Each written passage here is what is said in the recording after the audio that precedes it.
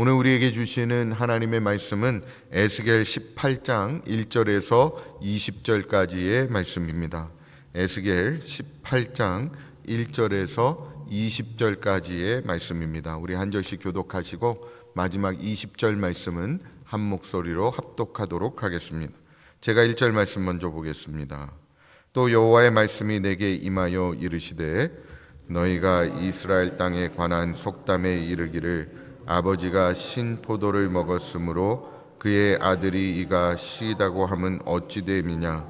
주 여호와의 말씀이니라. 내가 나의 삶을 두고 맹세하노니 너희가 이스라엘 가운데에서 다시는 이 속담을 쓰지 못하게 되리라. 모든 영혼이 다 내게 속한지라. 아버지의 영혼이 내게 속함같이 그의 아들의 영혼도 내게 속하였나니 범죄하는 그 영혼은 죽으리라.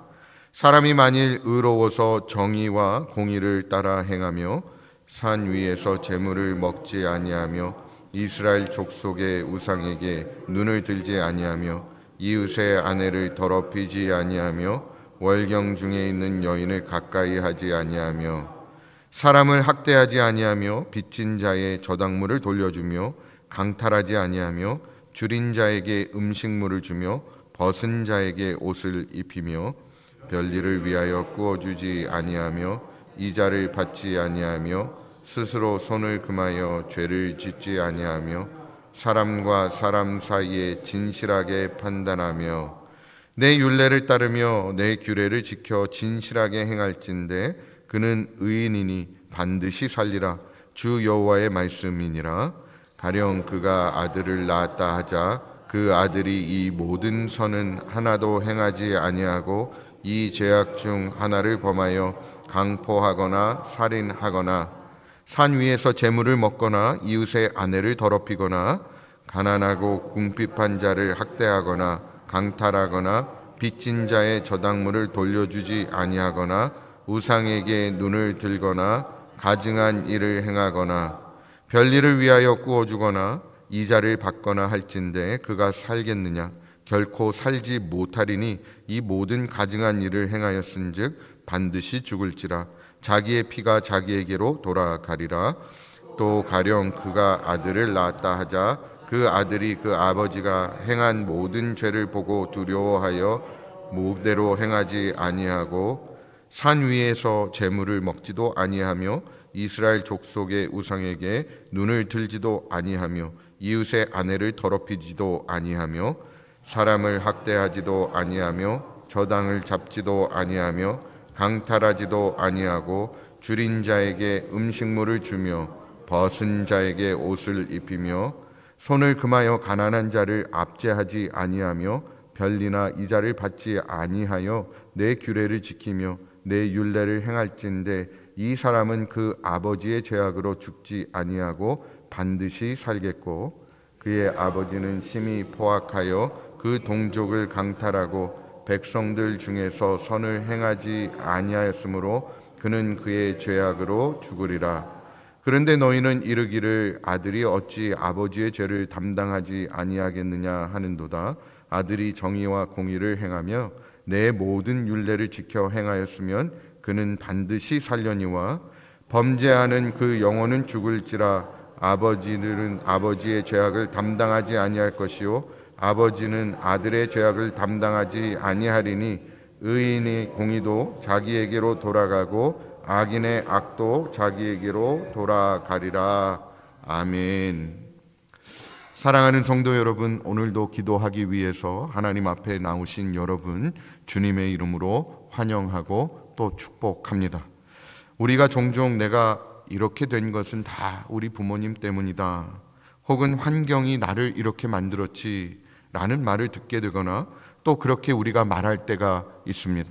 마치 우리의 현재가 전적으로 과거의 영향 또 다른 사람의 선택 혹은 환경 탓인 것처럼 말하고 있는 것이죠.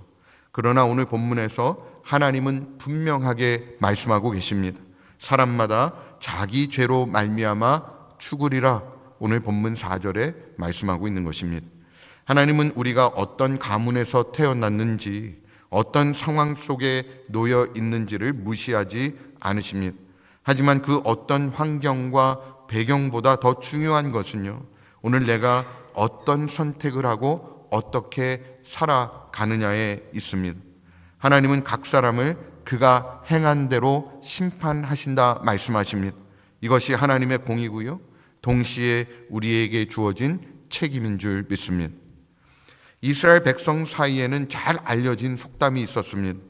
아버지가 신포도를 먹었으므로 아들의 이가 시리다. 이 말 속에는 우리가 이렇게 포로가 된 건 조상들의 잘못 때문이다 라는 불평 그리고 원망이 담겨 있는 것입니다.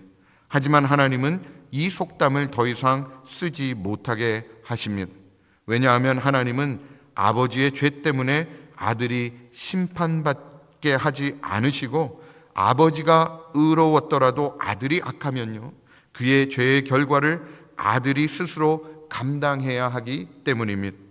이스라엘은 조상들의 잘못만 탓하고요, 정작 자신들의 죄는 돌아보지 않았습니다. 이는 에덴 동산에서 아담 그리고 하와가 보였던 모습과 닮아 있는 것이죠. 아담은 하와를 탓했고요, 하와는 뱀을 탓했습니다. 그러나 하나님 앞에서의 심판은 각자 자기의 행동에 대해서 책임져야 하는 것입니다. 오늘 우리는 어떤 핑계를 대고 신앙을 미루고 있습니까? 상황이 바쁘니까, 가정 형편이 어려우니까, 내가 이렇게 된 건 다 그 사람 때문이니까, 환경이나 가정 배경, 다른 사람의 영향, 그 탓을 이제는 멈추고 나의 선택과 행동을 하나님 앞에 책임지는 믿음의 사람이 되어야 할 줄 믿습니다. 매일의 삶 속에서 나는 오늘 무엇을 선택했는가, 이 선택이 하나님 보시기에 합당한가를 스스로 점검하며 나아가야 한다는 것입니다. 하나님은 우리의 환경 그리고 우리의 형편을 다 알고 계시지만 핑계를 묻지 않으십니다. 신앙은 남 탓이 아니고요, 하나님과 나 사이의 문제인 것입니다. 그러므로 오늘 우리는 하나님 앞에서 내 선택과 행동에 책임지는 그런 성숙한 신앙인이 되어야 할 줄 믿습니다. 여러분, 내 신앙은요, 부모에게서 물려받는 것도 아니고요, 물론 우리가 영향을 받을 수 있습니다. 내 신앙은 나의 것입니다. 내가 하나님 앞에 바로 서야 하고요, 내가 선택한 것에 대해서 책임질 줄 아는 그런 신앙인이 되어야 하는 줄 믿습니다. 우리가 하나님 앞에 바로 서서 하나님과의 바른 관계를 맺어 나아가고 하나님 안에서 주님을 내 신앙으로 잘 섬겨 나아가는 은혜가 우리 모두 가운데 있기를 주님의 이름으로 축복합니다. 하나님은 본문에서 세 가지 예를 들고 계십니다. 아버지가 의를 행하면 그는 살게 된다. 또 그 아들이 악을 행하면 아들은 죽고, 또 반대로 악한 아버지의 아들이 하나님을 경외하고 의를 행하게 되면 아들은 살게 된다라고 말씀하고 있는 것이죠. 여러분, 이 말씀은요, 신앙은 절대로 세습되지 않는다라는 것을 우리에게 보여주는 것입니다. 부모가 신앙이 좋다고 해서 자녀가 자동적으로 구원받는 것도 아니고요, 부모가 악했다고 해서 자녀가 반드시 망하는 것도 아니라는 것이죠. 하나님은 각 사람을 개별적으로 공평하게 판단하십니다. 혹시 우리는 신앙의 무게를 가족에게 전가하고 있지는 않습니까? 부모가 신앙이 좋으니 괜찮다고, 혹은 가정이 어렵고 신앙적인 도움을 내가 받지 못했기 때문에 어쩔 수 없다라고 생각하고 있지는 않느냐는 것입니다. 하나님 앞에서는 각기 자신이요, 하나님을 어떻게 섬기고 있는지가 기준이라는 것입니다. 그러므로 우리는 환경을 탓하기보다는 지금 이 자리에서 내가 하나님의 말씀을 붙들고 순종하는 삶을 선택해 나아가야 할 줄 믿습니다. 하나님은 우리의 형편을 아시고 어떤 상황 가운데서도 순종할 수 있는 은혜를 주십니다. 그리고 연약함이 드러날 때 변명하고 남을 탓할 것이 아니라 즉시 하나님 앞에 회개하고 돌이키는 믿음의 사람들이 되어야 할 줄 믿습니다. 하나님의 말씀에 삶을 구체적으로 적용하면서 순종을 행동으로 옮기는 습관이, 그 거룩한 습관이 우리 가운데 세워져 나가기를 간절히 소망합니다. 이스라엘 사람들은요, 부모의 죄가 자녀에게 이어진다라는 잘못된 생각에 사로잡혀 있었습니다. 그러나 하나님은 20절에 분명히 말씀하십니다. 범죄하는 그 영혼은 죽을지라. 아들은 아버지의 죄를 담당하지 아니할 것이요 아버지는 아들의 죄를 담당하지 아니하리라. 하나님의 심판 기준은 단순합니다. 과거가 아니라 현재의 선택, 가문이 아니라 내 믿음, 상황이 아니라 내 순종이라는 것입니다. 한번 의를 행했다고 해서 영원히 의인으로 남는 것도 아니고요. 한번 악을 행했다고 해서 영원히 소망이 없는 것도 아니라는 것입니다. 의인도 넘어질 수 있고요. 악인도 회개할 수 있습니다. 중요한 것은 돌이켜 설 수 있을 때 하나님 앞으로 돌이키는 것입니다. 혹시 우리가 어제의 신앙을 자랑하면서 오늘을 안일하게 살고 있지는 않습니까? 또 과거의 실수와 죄 때문에 절망해서 주저앉아 있지는 않습니까? 하나님은 오늘 회개하는 자를 용서하시고 오늘 순종하는 자를 기쁘시게 받으십니다. 그러므로 매일 아침 하나님 앞에서 새롭게 결단하고 하나님 앞으로 돌이키는 우리 모두가 되어지기를 간절히 소망합니다. 여러분, 어제의 순종이나 과거의 잘못에 머물러 계시지 마시고 오늘 새로운 믿음과 선행을 심어야 하는 것입니다. 기도, 말씀 묵상, 그리고 사랑의 섬김을 통해서 의와 선함의 씨를 뿌리고요. 그 열매로 하나님께 영광 돌리는 삶을 살아가는 저와 여러분 되어지기를 간절히 소망합니다.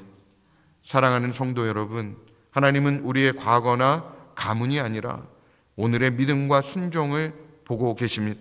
부모의 의가 나를 살릴 수 없습니다.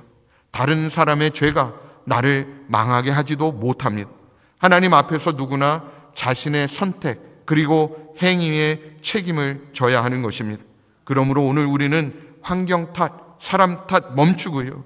회개할 것은 회개하고 순종할 것은 순종하는 결단을 내려야 하는 것입니다. 여러분, 우리가 어떤 사람 때문에 내가 이렇게 되었다, 저 사람 때문에 내 신앙이 시험이 들었다, 저 사람 때문에 내가 화가 났다, 여러분 다 핑계입니다. 어떤 상황 가운데서도 내가 하나님 앞에 어떻게 반응하느냐는 나에게 달려있는 것입니다. 하나님 앞에서 말씀 붙잡고 어떤 상황에서도 하나님의 뜻대로 선택하고 행하는 믿음의 사람으로 세워져 나아가야 한다는 것입니다. 이제 남의 탓하지 말고요. 저 사람 때문에, 저 환경 때문에, 우리 집안 때문에, 아니요.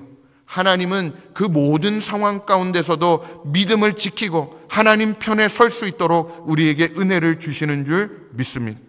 하나님 붙잡고 하나님 탓에 내가 믿음으로 설 수 있다라는 믿음을 가지고 하나님 앞에 나아가는 우리 모두가 되어지기를 간절히 소망합니다. 심은 대로 거두시는 하나님 앞에 말씀을 심고요, 순종을 심어서 기쁨과 생명의 열매를 거두어 나아가는 저와 여러분 또 우리 새한교회가 되어지기를 주님의 이름으로 축원드립니다.